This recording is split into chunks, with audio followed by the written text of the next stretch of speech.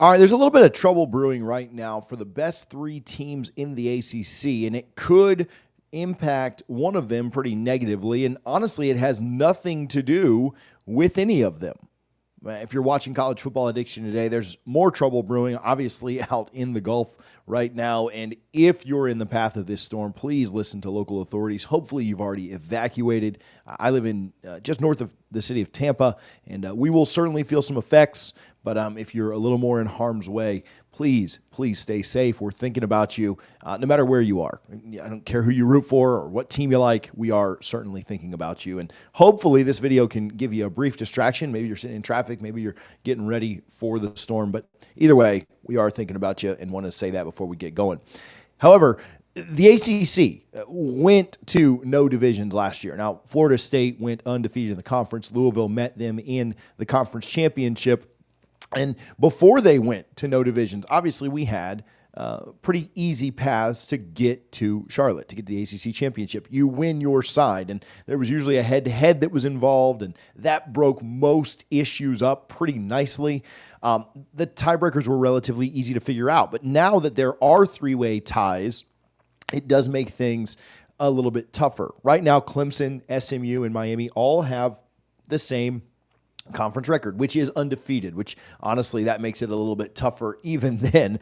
If they were all had one loss, it would certainly be easier to figure out. But you have to then look at the tiebreakers. What happens if you have three undefeated teams at the end of the year? Now, obviously, the big caveat is that if Clemson, SMU, or Miami don't finish undefeated, if one of them has a loss, then this doesn't matter, right? But if you look at their schedules, they, one, don't play each other, and two, they're going to be favorites in every single game that each of those teams play down the stretch. Now, upsets happen, and crazy things happen in college football. Miami has a rivalry game to play. Louisville plays a couple of these teams. Florida State is the team that Miami has to play. So there are certainly chances for teams to slip up, but if you're looking at it right now and trying to figure out possibilities, it seems like all three teams could finish undefeated, and that would certainly create a nightmare scenario for one of these three teams.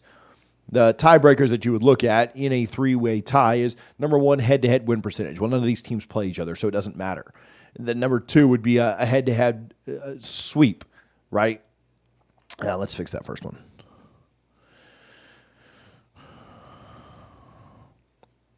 The first tiebreaker that you would look at would be their win percentages. Well, if they're all undefeated, that's going to be the same. The second tiebreaker is the head-to-head sweep. If you had played the other team, well, none of these teams play each other, SMU, Miami, or Clemson. Great job, ACC scheduling department. But none of these teams play each other, so that doesn't come into effect.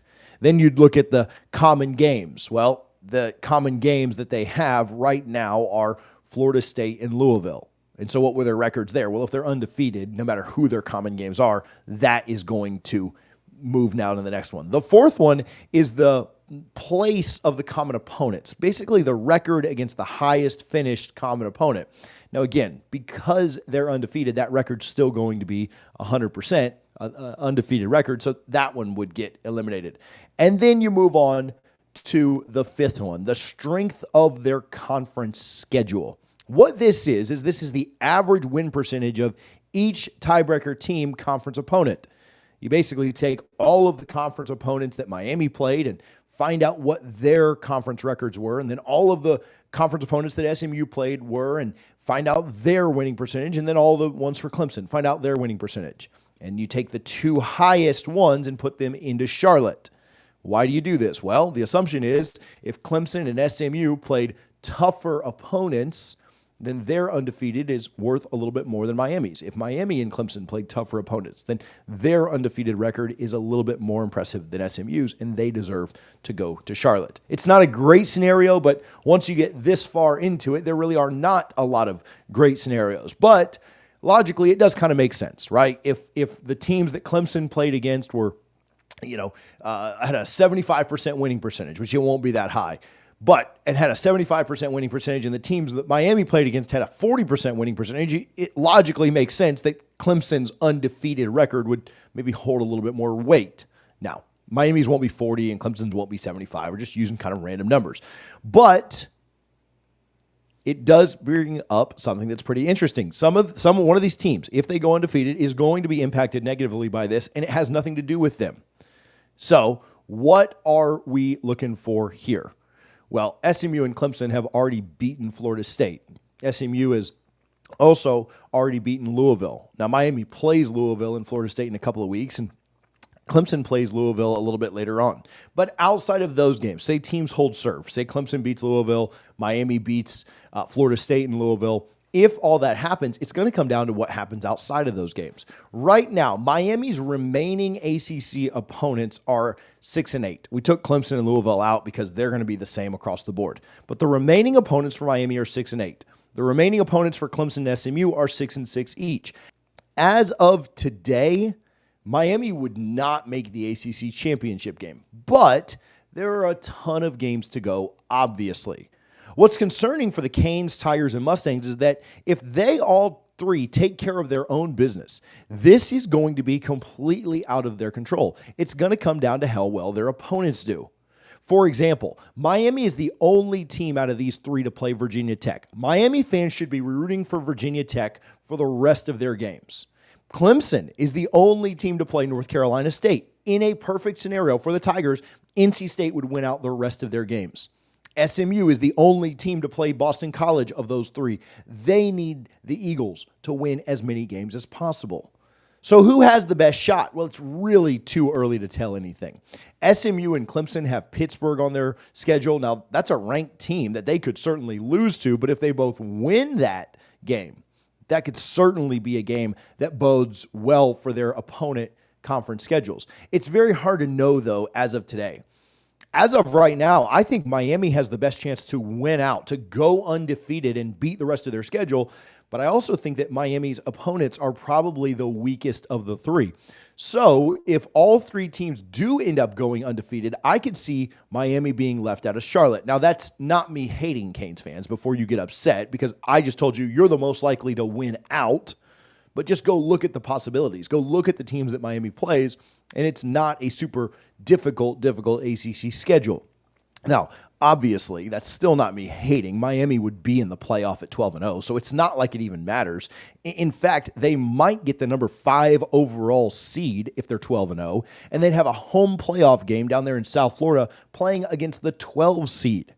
So maybe this would be a scenario that even benefits them. I know Miami wants to win the ACC, and I'm maybe not convincing anyone that being 12-0 and getting left out of the ACC championship would be a good thing, but you'd have to play one less game. You'd have to play one less quality opponent that could knock you off, and you get to rest up to play a 12 seed at home as opposed to a bye week where you have to play somebody tougher later.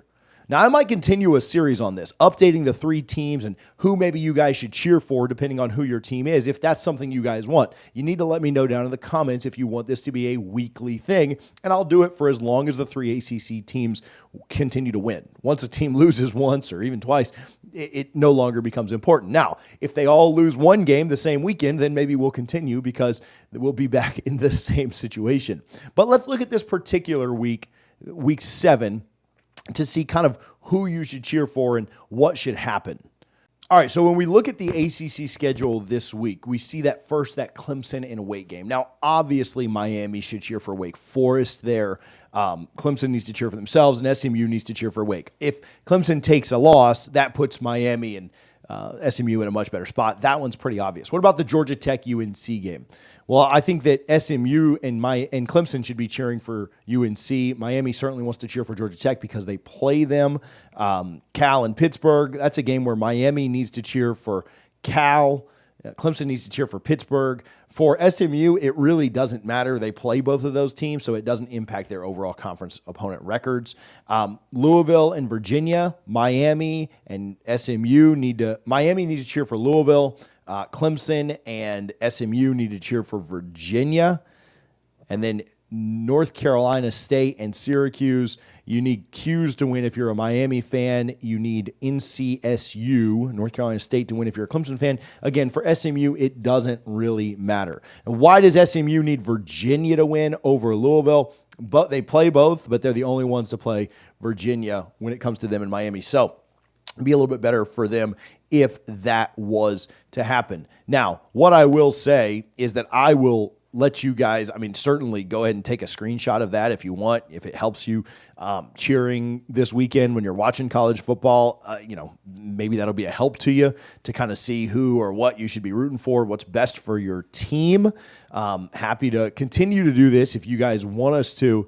But I think it's a really, really fun, chaotic thing to look at. Just let me know in the comments if you like this. If you think this is stupid, that's great too. I'm okay with it, but I think I like chaos, right? And I don't have a lot to cheer for myself this year. And so, man, a 3-team undefeated ACC. Now, certainly I'm going to want Florida State to win when they play at Miami. I'm not cheering for all 3 teams to go undefeated necessarily, but if that's something that happens, it will be cool to track and figure out what's going to go down. As we get later and later into the season, it's going to get way more interesting because it's going to matter more. You're going to be cheering hard for this team or that team, or you're going to be if you're a Miami fan, you might be an all-out Georgia Tech fan one week because you need them to win so that you can get into that playoff. I've already mapped out what I think is going to be a week-by-week cheering guide.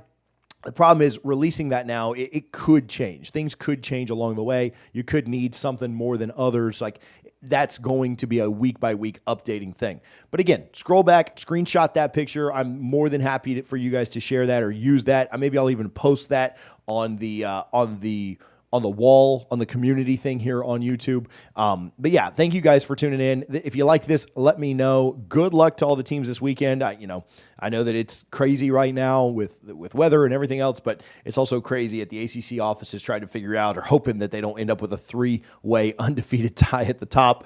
The slight good news, I guess, is again, Miami goes undefeated and gets left out. They're certainly in. Clemson goes undefeated, and their only losses to Georgia.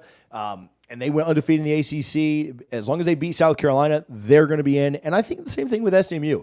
SMU, lost to a BYU team that's looking pretty good right now. If they were to go undefeated in the conference and miss the championship and they win 11-1 for the year, I think they're in too. This is the scenario where the ACC gets 3 teams in. And I'm not saying that it definitely happens, but man, let's say that Clemson ends up, getting in against Miami and Clemson beats Miami, so they're both 12-1, and then SMU sitting there at 11-1, with only a loss to a ranked BYU team. I think that they might get into. So anyway, we'll see. I'm not guaranteeing that the ACC gets 3 in, but this would be a way that the ACC gets 3 teams in. I'm not buying that just yet. I think that would be kind of tough to see happening. But maybe if it's, Clemson gets left out and the brand that they are, and their only loss is to Georgia, and they've won the rest of their games, and then SMU wins the ACC championship against Miami, and that's Miami's only loss. You got 3 12-1 teams, or Clemson be 11-1. Then maybe that'd be a situation where all 3 get in there. Maybe Clemson's brand would get them in as an at-large. Not guaranteeing it. I think 3 is kind of a long shot still, but let me know your thoughts down in the comments. If you're a fan of this, I'll continue to do it. If you guys hate it, then I won't, but I'd love to know what you guys think. We'll talk to you soon here on College Football Addiction.